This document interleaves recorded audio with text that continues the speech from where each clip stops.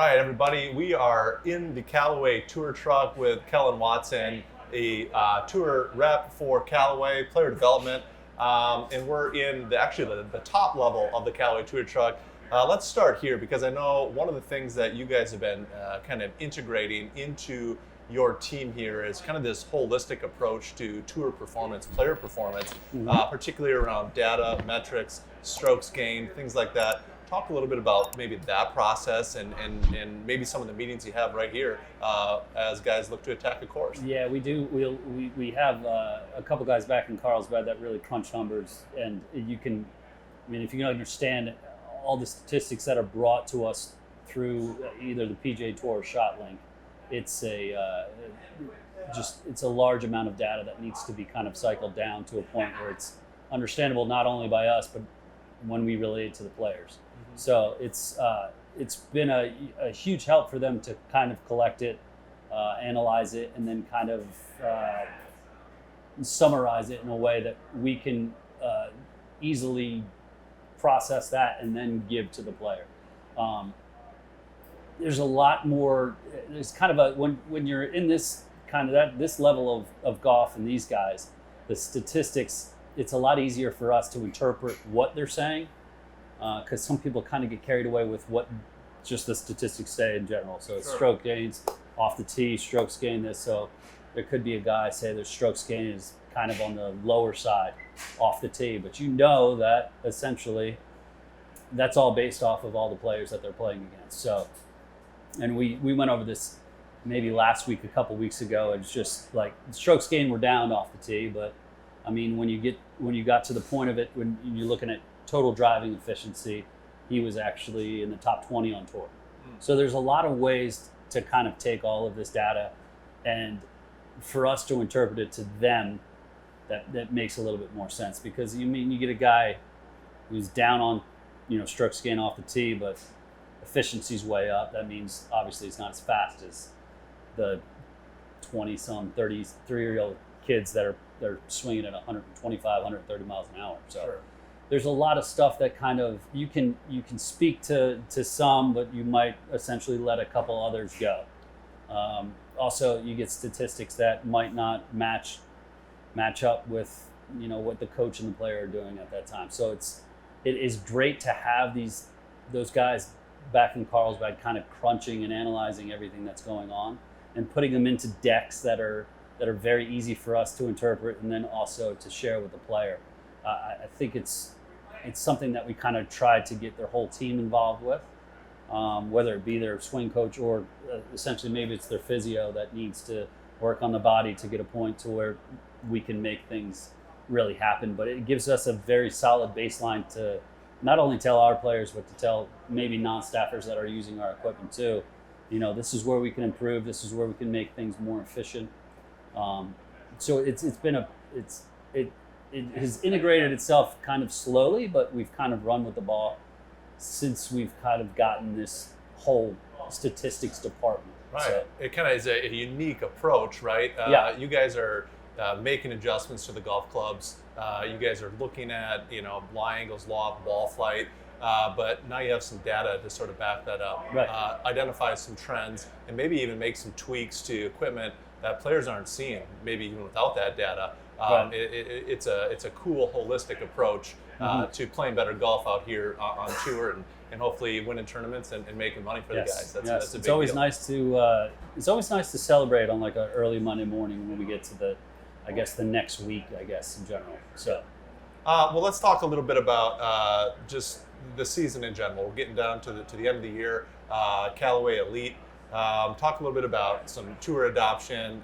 What has been the overall feedback? What are guys really gravitating towards in that new lineup? It was a good thing to kind of see a bit of a big change in kind of, especially our fairway woods. There was a bunch of tour feedback over the last couple of years that shapes are good, sounds good, ball flight's good, but we needed to just kind of tweak just a couple things to kind of satisfy kind of the core group of players that we do have.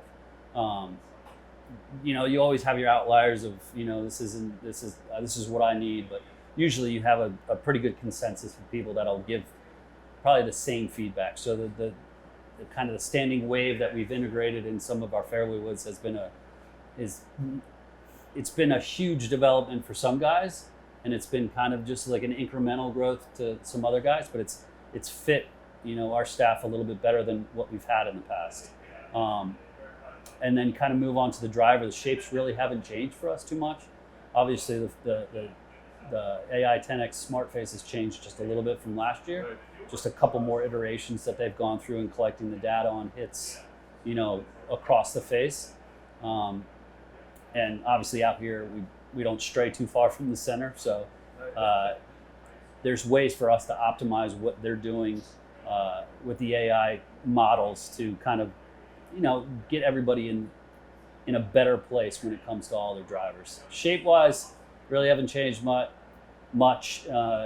The standard elite, which has been kind of a surprise to us, I would say. Very forgiving, very fast, very low spinning. So that's kind of a huge kind of added bonus to us. Some players prefer the look, some players don't prefer the look, but I mean, that's what you get every year with some stuff. But that was kind of we had a couple last year in like an AI Smoke Max, and it kind of correlated to that too, but we've seen a little bit faster swing speeds out of that, a little bit faster ball speeds, a little bit less spin than what was last year. So it's kind of been a step up, but kind of the mainstays have not changed dramatically enough to really see like there's a discernible difference, but it's not, it's not standoutish. But interesting. So, I mean, a lot of these guys obviously chasing low spin, gravitate towards the triple diamond. Right. But as you maybe noted here, some guys are finding they can get that low spin with the added forgiveness just in that elite standard head. Yeah, and but it's a big thing to obviously our first job for us is, it's not even performance-wise, it's showing the player, right? I mean, the aesthetics of the whole thing, if they don't love it, then I would take it right away, because there's no reason for them to hit something that they don't like looking at. Right. So it was kind of at the beginning, it was kind of like, and we know all these guys to a point where we know, we're going to give them this head, and that's pretty much going to be it. We're going to kind of limit our options, right, just to get us a better baseline of what they're feeling. So first and foremost, that shape matters. At address, shape if matters, they don't like look it, matters. Yeah, we're not even going. We're not even going to touch it. Let's go back a little bit to fairway woods. I know the trend across tour is these higher lofted metal woods. Oh, yes. And, 7s, 9 woods, those types of things. Historically, guys have been maybe hybrids, maybe some long irons with a little bit, more lower CG, higher launching, but the trend has been to those 7, 9 woods. What have you guys seen here in the Callaway Tour Truck? Same. I mean, it's the same. It's pretty much the same thing across the board. It's like gone are kind of the days of like a 3+ or something. Then we might see 1 or 2. It might get down to maybe 12 or 13 degrees on just a standard stock fairway wood. With the kind of the announcement and the kind of introduction of the mini driver, we've kind of seen like there's a bigger array of what's going on and how to kind of combat kind of any stage that they play on. But everybody's faster. Yeah. They're younger, they're faster. Even if they're older, they're faster still. Workouts have been huge, and physios and moving the body and biomechanics. It's just sometimes the 3 wood just goes way too far. Sure. So we bump it up to the essentially a 4 wood or a higher lofted 3, and then obviously that plays into kind of that next subset of where are you going from there. Are you going to a 5 wood? That'd be too close. So let's 7 wood, 9 wood. And there still are some guys that'll ask for a 9 wood or a 7 wood at specific kind of majors where they think the rough is going to be this and they can chop it out. That used to be, the 7 wood, 9 wood thing used to be commonplace at like a US Open, say 10 years ago, because it's, chop it out of the rough, try to just move it forward. But as these guys get faster, the balls are, and everything they're doing, the golf ball and everything else, it's just a tick up in loft is never going to hurt you. helpful. And you increase that stopping power. They can get at pins from further distances away. Leads to better scoring kind of across the board. Yeah, and then the fairway wood thing is just, I go back and forth with this too, because there's a lot of times that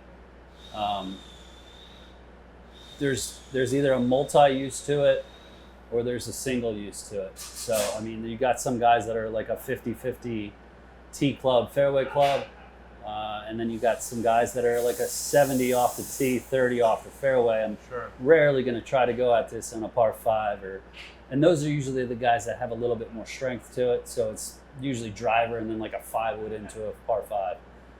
And then you introduce the mini driver into that whole equation, and that kind of gives you a completely different look to it. So now it's been if it wasn't like the UW that we do have, which is very versatile in and of itself, that lends itself to making our lives a little bit easier, because it's not the bulky kind of fairway wood shape. So we have the options that we have, I think, pretty damn good. Right, the options are endless. And these guys are taking advantage of that. You mix in some analytics and some data.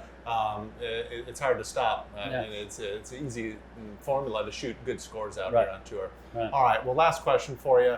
Kind of what's next? Maybe not in terms of clubs, but how do you guys continue to elevate and make these players play the best golf that they can play? Well, that's I mean, there's so many parts that need to come together, harmoniously, that we can be kind of just like a small cog in the whole thing, or we can be a bigger cog. It's just, I mean, taking from what they've done this year, kind of blending that into what they're trying to do coach-wise or body-wise. It really needs to come together as kind of like more of a team unit. Yeah. So you can look at the stats all day long, and I appreciate the fact that we have that access. But at some point, you're kind of like, some of those guys would be making kind of swing changes during, the biggest part of the year. It's just like, can we reflect back on what was good, reflect back on what didn't work so well? So what comes next is kind of it would be more of a reflection period of just kind of amassing everybody together and just figuring out what can we do going forward. Sure. But then also at the same time, we got another week, and then it's like maybe another 3 weeks, and then a whole new season starts again. So it's like, can you make a different change? Can you make a drastic change to something to kind of further your career down the line? But for some of the guys that'll be in the playoffs, it'll be a very sparse schedule in the fall. So they can go and do whatever they need, and then we'll see them, early November, December, wherever they may be. Sure. We'll travel to them and try to integrate all the new stuff that we will have for next year. Yeah. Because the cycle is never ending, so it's always it always keeps you on your toes. So. No doubt. So bringing together the physio, the swing change, the coaches, the data, the tour truck, all the Everything. Play Better Golf. And you guys certainly have the setup here at the Callaway Tour Truck. We really appreciate your time today, and thanks for showing us around and giving us a little insight into what these guys are facing week in and week out. Thank you.